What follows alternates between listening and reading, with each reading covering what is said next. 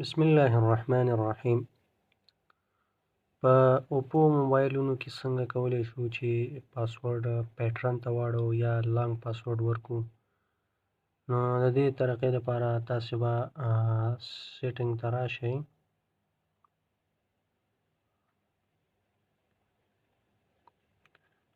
خپل موبایل کې به سیټینګ پیدا کړئ، دا به اوپن کړئ. بیا به په سیټینګ کې چې دی تاسې پیدا کړئ فنګر پرنټ، فیس اینډ پاسکوډ. دا مو چې پیدا کړه دا به اوپن کړئ. دې کې تاسې نه کرنټ پاسورډ غواړئ، د موبایل چې کوم پاسورډ دی تاسې به هغه ورکړئ. اوس غواړم زه دا عددونه دي، زه غواړم چې دا پیټرن ته چینج کړم، یا دغه مثال 4 ډیجټه دي، دې نه غواړم چې زیات کړم. تاسې به لاندې راشئ. که چېرته غواړئ چې دا پاسورډ تاسې بیخي بندوئ نو ټرن اف پاسکوډ به کلک کړئ، که نه موډیفای غواړئ چې بدل یې کړئ، موډیفای پاسکوډ باندې به کلیک وکړئ. چې دې باندې مو کلیک وکړ، دې کې به خپل زوړ پاسورډ ورکړئ. انټر د اولډ پاسکوډ. دا زوړ پاسورډ چې ستاسې کوم دی دا به تاسې ورکړئ.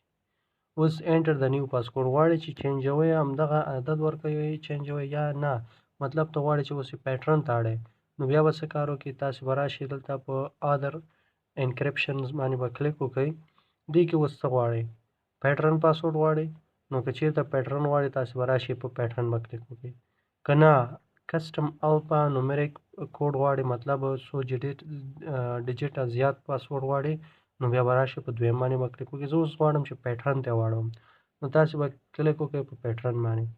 مثال فرضاً زه چې دی دا ځای کې پاسورډ ورکوم، دوباره یې کنفرم کوم، دا پیټرن پاسورډ مې ورک. صحیح شو؟ دا اوس اډ شو. زه غواړم چې نه بیرته زه اړومه الفا نومریک ته، مطلب لانګ پاسورډ ورکوم، نو تاسې به بیا راشئ دې ځای نه په موډیفای پاسکوډ به کلیک وکړئ. په دې مو چې کلیک وکړ خپل کرنټ پاسورډ چې کوم ورکړی دا به ورکړئ. بیا به راشئ دې ځای نه په څه به کلیک وکړئ، ادر انکریپشنز باندې به کلیک وکړئ. زه اوس غواړم چې پاسورډ ورکړم ورته، مثال عددونه ورکړم یا حروف ورکړم یا یو نوم ورکړم، نو تاسې به کسټم الفا نومریک کوډ باندې کلیک وکړئ. دې ځای کې به اوس تاسې چې دی پاسورډ ورکړئ. مثال زه ورته ورکړم داسې یو پاسورډ، دا به اوکې کړئ.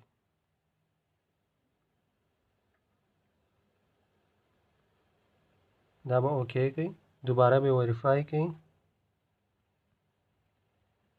دا پاسورډ مې ورکړ.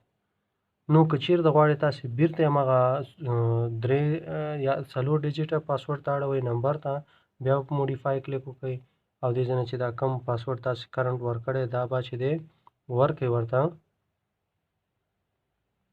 دا به اوکې کړئ. دلته ادر انکریپشن باندې کلیک وکړئ. اوس دې ځای نه چې دی تاسې کولی شئ چې مطلب دې ځای نه ډایرکټ خپل پاسورډ چې مو کوم خوښ وي هغه ورکړئ ورته، نو ستاسې موبایل کې به چې دی هماغه پاسورډ راځي کوم چې بیا ستاسو خوښ وي.